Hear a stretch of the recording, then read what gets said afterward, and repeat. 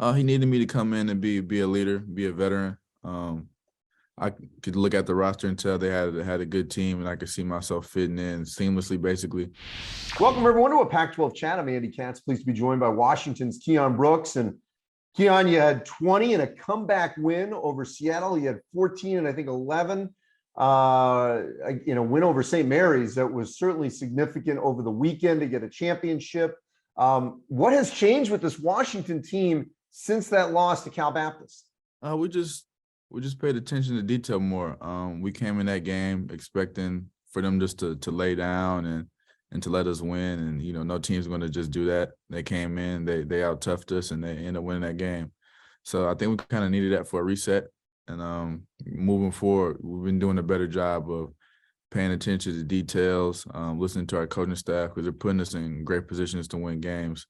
So as long as we, stick with each other and focus on the little things, we should be good going forward. It's interesting, Keion, and I know you weren't a part of this, but the last year or two with Washington, if they got down, it would snowball. And what we've seen in these last couple of games, especially the Seattle game, this resiliency from this group that you're a part of. What do you attribute that to that you've seen within your team, their ability to handle that in-game adversity and not let it snowball? We just try to believe in each other throughout the whole game. Basketball is a game of runs. Teams are going to make their runs, and we're going to make ours. So, not letting it snowball is a huge thing for us. You have to be able to make those adjustments on the fly. You can't wait till after the game because, that might cost you. So just the perseverance and the ability to continue to believe in each other throughout the whole game is just what's been pulling us through. So obviously you've been very productive of late.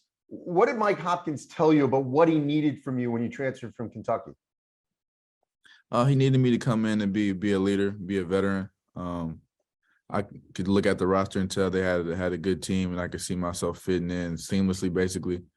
He just wanted me to come in and be aggressive and just go back to being who I've been my whole life. And that's what he's been allowing me to do, which has been giving me a lot of success. My teammates have been great, helping me, putting me in positions to do well. So just a combination of, the staff and my teammates, they've just been great for me, helping me having some early season success.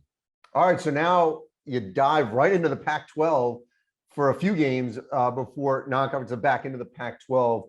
What's interesting about December Pac-12 games is, you can go 2-0 and then you have a great head start, 1-1 and you're okay, 0-2, and then suddenly when January comes, you got a little bit of a hole to get out of. What's the approach as now you go into a little bit of a mini Pac-12 season here?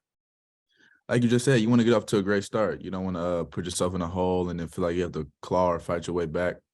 We're going to play and get some good opponents, some really good teams that are going to be coached well. So we have to go out and execute, really pay attention to the scout. And like you said, you don't want to go in there and you don't want to look past anybody. You don't want to look forward to what's coming up next. You got to take it one day at a time, try to stack good days together. And, then you go out there and you play the game and you leave it out there. And then just let it all be for the best. I mean, as long as we compete, play hard, and play together, I think we should be fine.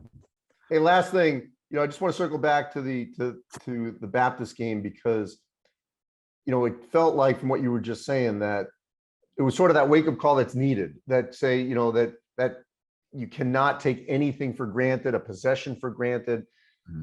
I'm just curious how much that's come up over the last couple of games and maybe that tournament last week in terms of not allowing that to get in your head if you get down or even just not taking anyone, light. Oh, that's been a big thing that we've all been preaching to each other, and it's been a point of emphasis with the coaches, especially, our game in Anaheim with St. Mary's. We're pretty much winning the whole game, and they make a run, and we're down 5 with maybe, I want to say 2 minutes or less, and we end up being able to tie that and go to overtime and win. That was great for us to see that we can, like you keep saying, us fighting through some resiliency, paying attention to the details with our zone, being able to locate shooters, paying attention to personnel, who can do this, who can do that. So just being able to put all that together, and then just like I said, playing hard, playing together, and believing in the person next to you to do their job will be great. We'll be really great going forward.